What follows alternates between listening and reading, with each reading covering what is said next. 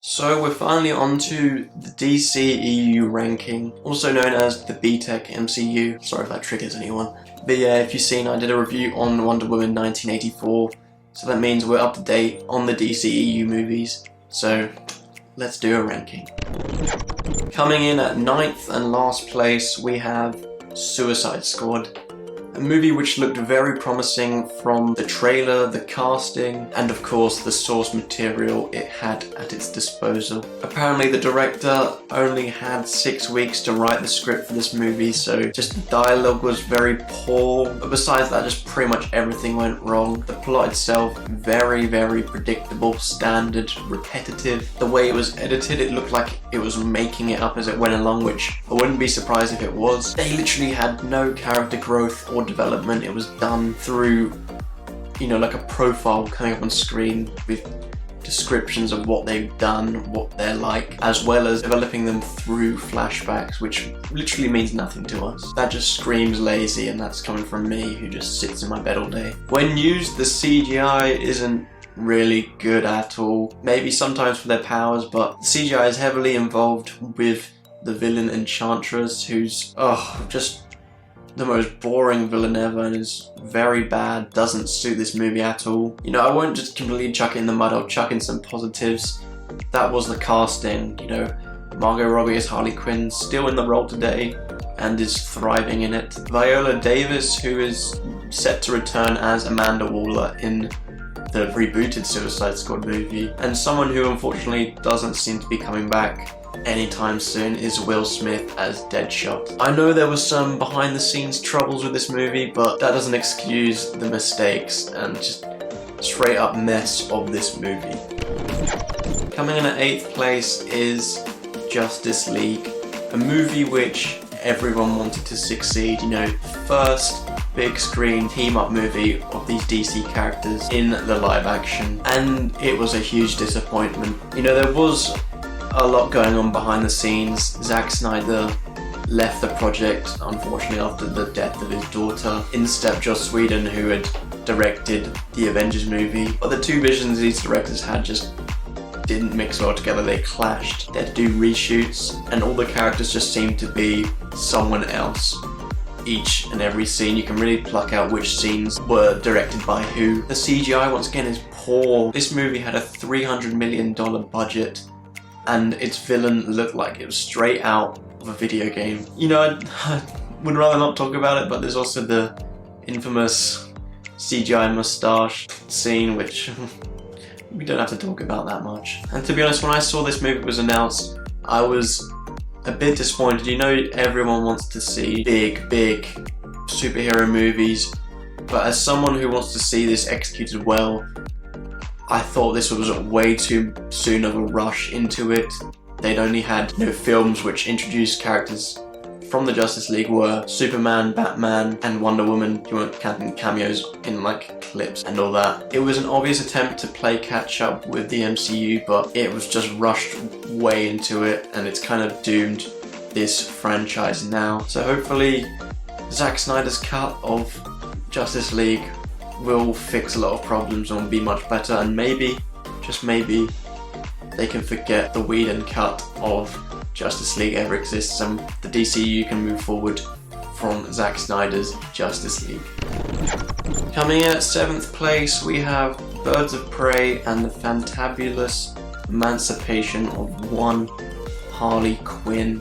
The movie's which title shouldn't be that long, but I guess that doesn't matter too much. We get a Harley Quinn led movie. I didn't ask for it, but I thought it could be quite fun. And yeah, Margot Robbie shines in the spotlight. We get to see a different, more personal side to Harley Quinn. Other great performances from Ewan McGregor as Black Mask and from Chris Messina as Victor Zsasz. The main praise for this movie has to be the way that the action was choreographed. It was done very well. The scenes were brutal, violent, uncut, clear, creative, and very entertaining, as what most of us want to see. But this movie is still not great. First of all, the title is very misleading. Birds of Prey is about this group of DC female characters who don't really form together until about the last 10 minutes of this movie. So it kind of feels like this movie was a Harley Quinn movie which was going to set up the Birds of Prey, Even those characters that are involved in the Birds of Prey do not have any chemistry together. So part of me feels like we won't be seeing another Birds of Prey movie anytime soon. And to top of that, the plot is very simple, but I know it's meant to be done this way, but the way it's told just lost me and I couldn't enjoy it that much. Coming in at 6th place we have Wonder Woman 1984. If you want to see a full review of that, I'll leave a clickable card up in the corner, but I didn't really have too much expectations going into this, but when I got in there, the stakes were a lot higher than I thought. That intrigued me, but then when I saw the rest of the movie, my expectations went back to normal and they were low once more. The actors did everything they could with their roles and were fully invested into it. Chris Pine was great once more, just like in the previous movie. He was a lot funnier here, as he had a lot of jokes, as he was the man who's out of his time period. But besides that, the dialogue is just awful. Things were either cliche or just some things normal people would never say. That coinciding with a plot which was simple but complicated for no reason at all. So much happened in a short amount of time that it just completely lost me. And even the action, when it was here, it wasn't mind-blowing at all. There was this one stupid scene which happened, which I can't say, but other than that, it was all very repetitive or full of CGI, which stood out like a sore thumb. The lack of logic in some parts are on par with the Fast and Furious franchise. I mentioned in my review, which is in one of my past videos, what those things are. To top off all these cons, there's just a cliche of the geeky person who looks up to the hero and feels somewhat betrayed by them later on and goes on to become a more powerful villain. That stuff, it was cool in Incredibles, but since then it's been done so many times that it's been a worn thin cliche. Coming in at 5th place we have Shazam, a movie to which this day I'm still very mixed on. On one hand, Zachary Levi gave a really great performance as this kid in this older man's body. You know, the way he acts, it's just all his energy and charisma was great. But then on the other hand, a lot of the humour in this movie did not land, and at points just the movie in general felt quite cheesy. Some of the humour was funny, like when Billy used the advantage of him being an older man's appearance so he could buy alcohol, go into a strip club. I thought that was quite funny, but everything else, you know, there's flossing involved when it was outdated that made me cringe a lot. I really did want to enjoy this movie as much as others did, but the plot let me down. It felt very unorthodox. Also, the villain itself, very bland. I love Mark Strong. I think he's hilarious, but here there just didn't seem to be a compelling enough motive, and he just, like in many superhero movies from older times, just going on it just for the sake of the plot. However, it is a very fresh movie, unique, not just amongst this universe but also the genre, so I'm happy it exists, although it's not one of my favourites. Coming in at 4th place we have Batman v Superman Dawn of Justice, a movie which had very high expectations but did not match them. But just because it didn't match them doesn't mean it's a bad movie. I personally think because this movie was a bit of a letdown that people hate on it too much.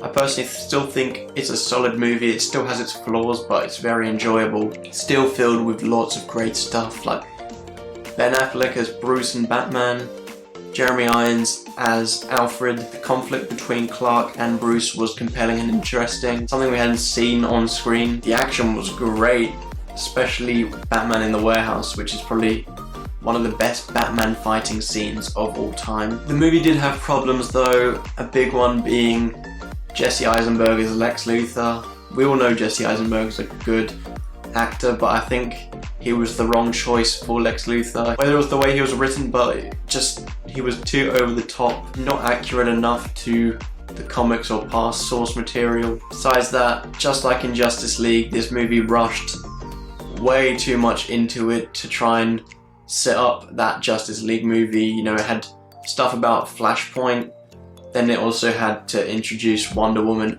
and it also had some cameo video clips of other Justice League members soon to come. So that I found very distracting when I first saw it, and still distracting to this day because I think, as I said, they rushed the Justice League way too early. So I really do understand why people are disappointed with it. I'm a bit disappointed with it, but there's still quite a lot of fun to be had here. Coming in at third place is AQUAMAN, a movie filled with energy from start to finish. Jason Momoa just fits it so well, the look and just how he acts in this role. The plot is very generic, we've seen it many times, but I feel like this is very necessary.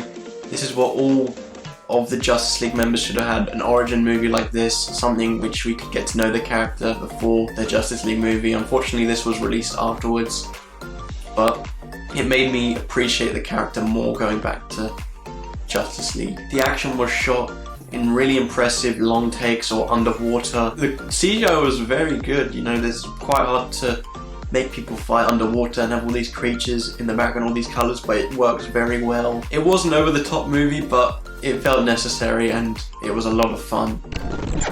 Coming in at second place is Man of Steel, a very well told Superman origin story for the modern ages, which was very necessary and a good place to start for this universe. It focuses a lot on Clark Kent himself as opposed to, well, Superman. But I find Clark's story more interesting in this movie, of how he has to hide his powers, try and deal with them without others seeing, others knowing. The visuals were fantastic. Henry Cavill matches the description physically and in terms of his acting ability for this role, so I think that was a great casting decision. Overall, it was a promising start to the DCEU, but as you can see from this ranking, unfortunately, not much has topped it since.